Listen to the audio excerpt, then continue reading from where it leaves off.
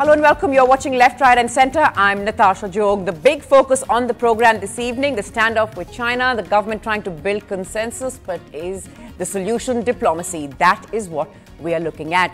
This on a day when Home Minister Rajnath Singh is briefing opposition leaders on the month-long standoff with China at the border in Sikkim. The government, of course, seeking to build support for its action ahead of the monsoon session of Parliament that begins on Monday. China has been warning that it will not allow any resolution without India withdrawing its soldiers from what it says is its territory. India has, of course, so far refused. Though unlike China, which has been far more belligerent in its statements, it has said that it's using diplomatic options to try and resolve the conflict.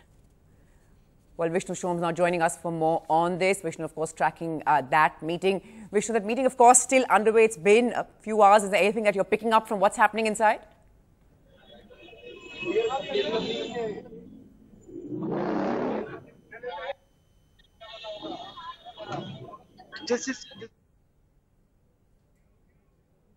Vishnu, I'm not sure. When I see her on my screen, I'll start talking. I can't. Right. Well, we're just going to try and see if we can Let go me across. tell you a little bit about what exactly is happening. It's now been 3 hours or so, and this meeting continues. And no one really knows what exactly has transpired in the meeting. We do know that the Foreign Secretary, the National Security Advisor, and the Foreign Minister, Sushma Swaraj, have been present in the meeting. I believe the National Security Advisor may have left a little while back. But this is a very important meeting as far as the government is concerned. Remember, the Parliament session starts in just a couple of days from now. And in that Parliament session, there is a concern that disruption caused by the opposition on account of the situation in the disputed Doklam Plateau may be a real concern for the government, which is why the government is trying to bring them into confidence. Now, the fact that the meeting has gone on for as long as it has, a little bit more than 3 hours, indicates perhaps that the opposition has a lot of serious questions and the government will have a lot of answers to provide. But one way or the other, what is the ground situation in the Doklam Plateau? That's the disputed part of Bhutan where this is all happening. Our sources telling us that the government is absolutely committed to staying the course and trying to resolve the issue diplomatically at the same time. So soldiers on the ground, as they are right now, standing off against the Chinese army, but diplomatically all channels are open, and hopefully this standoff between the two countries will come to an end. Vishnu, thanks very much. We'll, of course, be tracking this big story with you through the evening. Thanks for joining us this evening with all of that. And let me introduce my panel to you right away. I'm joined by Pawan Verma, the spokesperson for the JDU, but joining us also tonight in his capacity as a former diplomat, Jaiveer Shergi of the Congress with us, Rakesh Sinha, RSS ideologue, also joining us on the program, as is Dr. Brahmachalani, Professor of Strategic Studies, Center for Policy Research. Thanks all so much for taking our time to be with us. Pawan Verma, sir, let me start by asking you that meeting, as Vishnu pointing out, has been on for over 3 hours now. How significant is this all-party meeting? Is it your sense that the government felt the need to call this on this very serious issue, given the possibility of escalation, at least if the Chinese media is to be believed?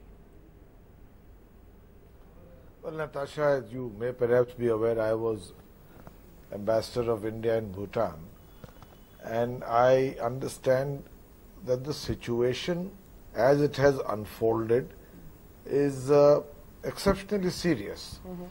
There is a disputed border between Bhutan and China and a disputed border between India and China. And now we are talking of an area which is near Sikkim, which is more or less the tri-junction of the borders between these three countries. There is a plateau there which is called the Doklam Plateau by the Bhutanese, which has an exceptional strategic value, which is a disputed territory. Right. Now, why is this plateau strategic? It is strategic because if China were to unilaterally take it, this plateau overlooks the Chumbi Valley, which is like a dagger pointed at the chicken's neck, which, as you know, is a narrow corridor in India which separates India from the entire northeast. Right. So it has a strategic value, and precisely for that reason we need to defend it. We need to have a strong stand in support of Bhutan's claim for the border, and we need to reiterate that China has agreed that peace and tranquility will prevail on the border until the matter is disputed areas resolved through negotiation. So a unilateral attempt by China has to be resisted, and India has to draw the red lines. So I think it's an important subject in which to take all parties and brief them about the realities on the ground and what are the strategic stakes involved, and I commend the government for doing so. Okay, that's good to know. At least you believe they're on the right track. But Rakesh Sinha, there are all those who are also saying that given the very belligerent and angry statements that we are seeing from China, India, of course, seems to be far more passive, and should we also show a bit more aggression? How would you respond, sir? Look, China is by temperament an imperialistic country. You know, our Honorable Dalai Lama ji visited Arunachal Pradesh, and China has objection. Means China thinks that Arunachal Pradesh is not an integral part of India. China unilaterally makes some territory a disputed territory, and then it claims that if your any activity is a disputed activity, it is Chinese territory. This is the old style of China. It has served 48,000 square kilometers during 1962. So China, and contrary to it, China itself plays a victimhood, that it is India which is doing that. In 1962, China claimed that India attacked, not China attacked. So our thing is that it is the Indian people who should realize that the real threat comes from China. It is number one enemy. I reminding you that George Fernandes, when he was defense minister in parliament, said China is our number one enemy, and we are consistent to this idea. Second important thing that, you know, the China is trying to weaken our economy. That's why there is anti-dumping duties. The successive government, even the UPA government, now the NDA government, they have imposed in steel industry 124 items. We have imposed anti-dumping duties. Toy industry, you know, by 2013, 40% toy industry were closed down due to Chinese. So there should be a comprehensive policy towards the China. But at the same time, I would remind the people, there is a Chinese lobbying in India across the party line. You know, they have made a deep inroad among the intellectuals, media. So there is a more PRC from Indian side than the Chinese side. Okay, 1 minute. This is a threat to India. I think Chinese lobbying in India is more than the combined accumulated lobbying by the CIA and KGB.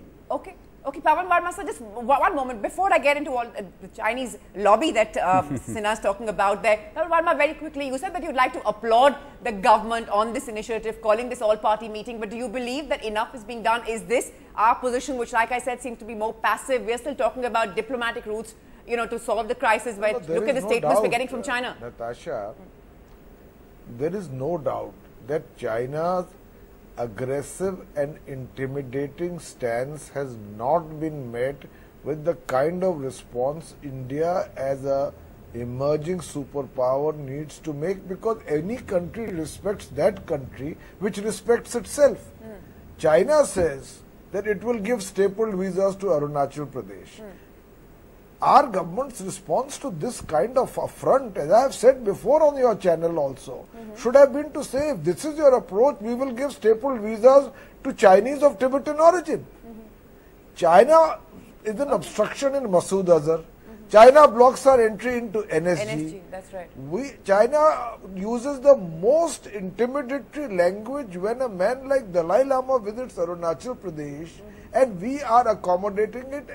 As Mr. Sinha said, just the trade surplus that China has with India will finance the entire One Belt, One Road initiative, and India remains compliant and relatively docile in its response to China. The second point, and I want to make it quickly, is we must prepare ourselves then to face the possibility of an unwarrantedly aggressive neighbor. What is the state of our preparedness along the border? China has built militarized roads right up to the border, which are motorable. It has built an entire infrastructure. It can actually afford to be intimidating, whereas we take as many as 10 years to get a mountain brigade, which we need urgently on the border, to be approved. And I'm sorry to say, we don't even as yet have a full-time Raksha Mantri. Okay, just before I get Jaiveer Shelgate in, would you like to respond to that, Rakesh Sinha? Sort of, are we sort of giving up too much ground? What is our level of preparedness? Pawan Verma is asking, should we do more? Maybe not with this kind of shrill rhetoric that we're seeing from Beijing, but our response has been just too passive. Some have even said timid.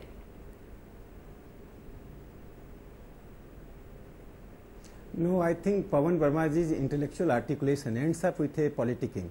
You know, this is the first time government of India invited means because Dalai Lama ji is representing the government in exile, suggested and requested Dalai Lama ji to visit Arunachal Pradesh. You remember the previous government, we avoided because we maintained the negative status quo. It is a negative status quo. We have emphasized on our negative rights. Now, for the first time, government is asserting its claim. The Prime Minister, after taking the oath, he visited China. Before visiting China, he went Japan. He had given the message to the China, the old days of medieval days to imperialistic days were over. Then he went to Mongolia, he went to Vietnam. These are the messages he communicated to China. That this is a new diplomacy. This is rebirth of India's new active, aggressive diplomacy against China. We are insulting China. China's not showing much sign of being worried or affected. Chinese economy. They were, One moment. They were having a swing along the banks in Ahmedabad. There were troops of China invading India at Chumar. Okay. Just for one moment, I just need to get Jaiveer Shelgate in. You've heard both sides, of course. We know what happened when Rahul Gandhi met Chinese envoy and how that went. But just let's leave that aside. What are the questions that, say, your party would like to be sorted out at this all-party meeting? It's been on for over 3 hours, like Vishnu said. Perhaps the opposition just has too many questions and wants to know more. There are two aspects to it. Of course, one is India's, as a nation, stand towards China. And second is the questions which the opposition in this nation deserves to know. The first part is, Mr. Sinha refers to the foreign policy. I know today is not the day of politics, but India's national security and foreign policy is high on optics and jingoism rather than real-time productivity. We cannot cheer or pat our backs on the firmness of handshakes and the width of our smiles, serve dhoklas and 1,000 Chinese soldiers on our border. Let's start calling spade a spade, number one, to start with. Second, the opposition in this nation deserves to know what are the broad contours of our policy towards China. I understand we can't get into nitty-gritties, but today the opposition and nation is depending on speculations. Now, when the Ministry of External Affairs spokesperson, Mr. Bagle, says, when asked about media, did Prime Minister meet the President in China? He says, he met, what they discussed, I leave it to your imagination. This is not a very comforting statement. Now, the China issue has a huge repercussions on national security. It's imperative that the government builds a consensus on national security. For that, it has to engage with the opposition. Now, and that is happening. Would you agree with Mr. Verma that this is, of course, one good step that the government's taken to go ahead and get the opposition on board? Pawanji is always very kind with his words, and I respect him for that. But it is the government's duty to inform the opposition in this nation where we are headed. Number 4, let us look at the gravity of the situation. Okay. We can't put it under the carpet. It is one of the stand. When Mr. Jaishankar in Singapore makes a statement, it's just a skirmish, one of the stand. The Chinese spokesperson, Foreign Ministry, says, no, it is a dispute. They've been, right. They've of course been and far last more point, and last point I want to make it, for the past 1 year, China has been very aggressive and bullish. Let's leave the rhetoric and realize the reality. 4th June, 2 Chinese helicopter came 4.5 kilometers inside Chamoli district, Uttarakhand. So provocation, you're saying that there's been enough provocation. No, and clarity, consistency in our policy towards China rather than lacing it with celebration and jingoism. Okay. Yes, sir, go ahead, quickly. No, I think Congress spokesperson read Global Times rather than the Indian newspapers. I have one objection with the Congress. When there is a national security and the sovereignty of the question, there is no ruling party, there is no opposition. We are all one. We have seen in the past. But you just see Rahul Gandhi, I am not against Rahul Gandhi meeting any diplomat. But the question is that when there is a tension at the border, there is a diplomatic chaos from the Chinese side, then Rahul Gandhi, without a proper briefing from your foreign office, meeting the Chinese diplomat. If it was a compulsion, then he should ask the government, send someone to brief me. And the government, it's the duty of the government to send someone to brief. Okay, He is a respected leader, he is a leader of a national party. Okay. And I think this was a great mistake Rahul Gandhi has done. Okay, all right, Mr. Sinha, David, I know you want to respond to that, but it was a PR disaster. Just give me a 10 second. There's a famous saying, what's sauce for the goose is sauce for the gander. Now, the Prime Minister of India goes to China, applauds the President of China, say under your leadership, BRICS has reached the stop. But there's nothing wrong in Rahul Gandhi meeting the envoy. I'm not saying that. What I'm saying is the barometer. Handling it is perhaps what we need to You know, you're saying the handling, that's another debate. We'll say we never. Sure. No, and I don't want to get sidetracked by that either tonight. Yes, the quick point I'm making is the government, again, either you have a policy we are not engaging with the Chinese, your 3 cabinet ministers are in China, your Prime Minister is appreciating the Chinese President, and then you're coming back and giving sermons to Rahul Gandhi. That's hypocrisy. They are and Mr. Advani was in Pakistan in 2005 at peak of a dispute. We are not at the war. But Mr. L.K. Advani was in Pakistan in 2005, yes or no? Violation of Mr. Gandhi didn't go to China like your cabinet minister, sir. Rahul Gandhi, as a leader of a national party, should know. Okay. Rahul Gandhi should know that know what? proper briefing he can't be. That at time of chaos, he is not the one praising on the chula serving dhokla and 1,000 soldiers are at the border. The chaos is from Chinese side, not from our side. Rahul Gandhi created a chaos, not we have created. Rahul Gandhi created a chaos. Okay, I think again we are losing sight of what we are here to discuss tonight. Also with us, I'm told that we've managed to fix that line to Dr. Brahma Chelani. He's with us. Dr. Chelani, I want to ask you that why is diplomacy not working this time? I mean, we've seen very belligerent, we've seen the shrill rhetoric from Beijing. India is, of course, saying that we're still going to try and resolve this diplomatically. We are using those channels. But why has diplomacy not worked? How is this different from what happened in 2013 and even 14? The difference is that China has painted itself in a corner with very bellicose rhetoric. We didn't hear that kind of rhetoric in the past. We did hear some threats, we did hear belligerence, but we did not hear on a daily basis threats against India. So the more China has threatened India, the more it has boxed itself in a corner. But I think the shrill rhetoric from Beijing might be a precursor to finding some face saver. The face saver for China is actually an agreement for a mutual withdrawal from the Doklam Plateau of Bhutan. Both the Indians and the Chinese withdraw from the plateau and the status quo ante is restored.